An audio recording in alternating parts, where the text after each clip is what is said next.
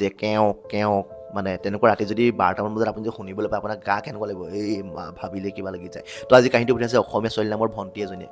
মানে ইনষ্টাগ্ৰামত এইটো অসমীয়া ছোৱালী বুলি আছে কৈছে সিহঁতৰ ঘৰত মানে তাই থাকে তাইৰ ভনীয়েক থাকে ভাগিনজনী থাকে আৰু মাক থাকে পিছত মাক মানে এদিন মানে কেনিবা গ'ল মানে 7টামান বজাত আৰু তাই মানে ভনীয়েকহঁতে ক'লে তহঁতি ভিতৰত থাক মই বোলে বাথৰুম পাইছোঁ বাথৰুমলৈ গ'ল বাথৰুম সোমাইছে মানে সোমোৱা মানে 1 মিনিটৰ পিছত দৰ্জাখন থাপকৈ নিজে নিজে খোল খাই গ'ল তাৰপিছত তাই ভাবিছে যে ভনীয়েকহঁতে কিবা ধেমালি কৰিছে বুলি তাৰপিছত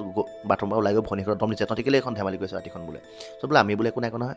তাই ভাবিছে সিহঁতি নাই কৈছে কোনে কৈছে চ' তাই মানে বাহিৰলৈ আকৌ পিছফালে গৈছে পিছফালে দেখিছে মানে এটা খুৰীয়েক এজনীয়ে মানে ছাইডৰ সিহঁতৰ ঘৰৰ টেবুলটো এনেকৈ মাৰি আছে কেও কেও কৰি আছে মানে তাৰপিছত গৈ পেলাই খুৰী কৈছে খুৰীয়েকক সুধিছে মানে খুৰী ৰাতিখন কি কৰি আছে আপুনি খুৰীয়েকে একো নাই মতা বোলে লগালগ তাই হেনো খুৰী মানে ভৰিকেইডাল চাইছে খুৰীয়েকৰ ভৰিকেইটা হেনো বোলে পূৰা উল্টা আঙুলিকেইটা হেনো পূৰা পিছফালে আছে